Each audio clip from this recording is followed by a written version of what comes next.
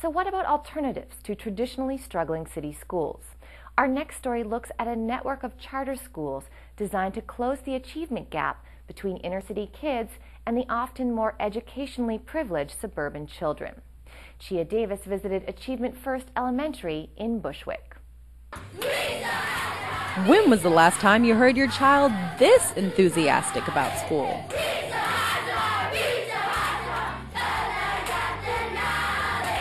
This is simply a glimpse inside the day in the life of Achievement First, a non-traditional approach which many have dubbed a model for the future of urban education.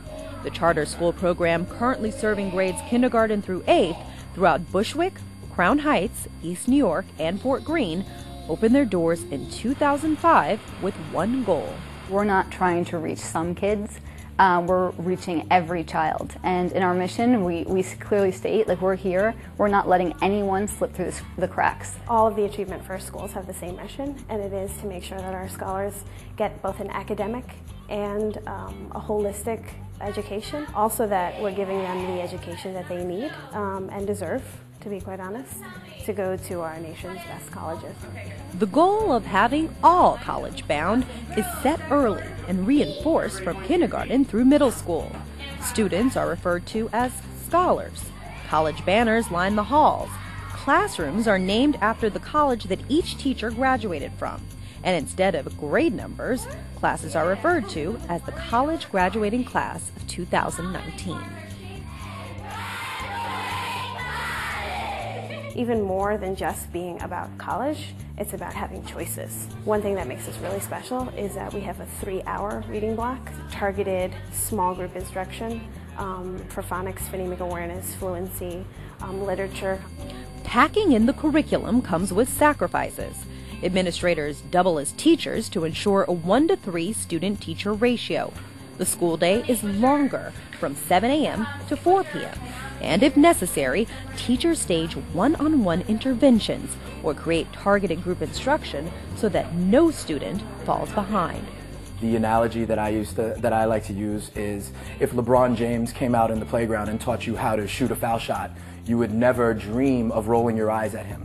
And our teachers should be respected and treated in the same way. One of our mottos is that teachers are platinum. We have what we call the J Factor, which is just bringing the joy factor to elementary school kids. So, throughout the day, we have a lot of songs, chants, ways of spicing up even during reading.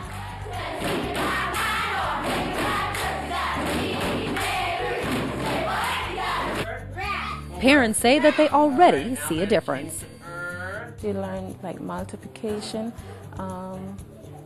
positive and negative, things that I thought you wouldn't be able to learn at this age level. Communication, the fact that I can have every teacher's phone number is everything that I was looking for. In public school there was no discipline, no control, and even teacher, principal, they didn't communicate good with parents. But here, they're like family. Every day when we come in, they ask us about our day.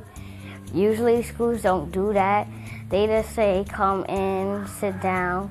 But our teachers say, they shake our hand. The roots of Achievement First began in 1998 after a group of Yale Law School students ran across startling statistics which pointed out the growing achievement gap between urban and suburban students in Connecticut.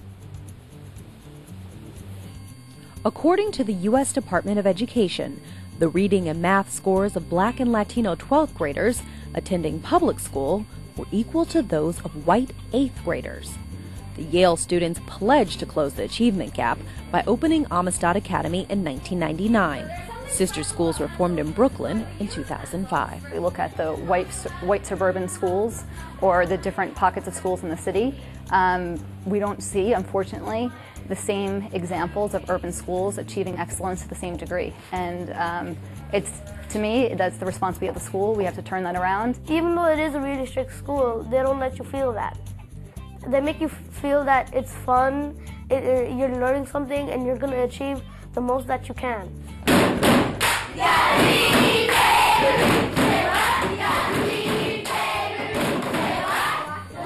Although Achievement First is somewhat new, parents agree that their methods are effective.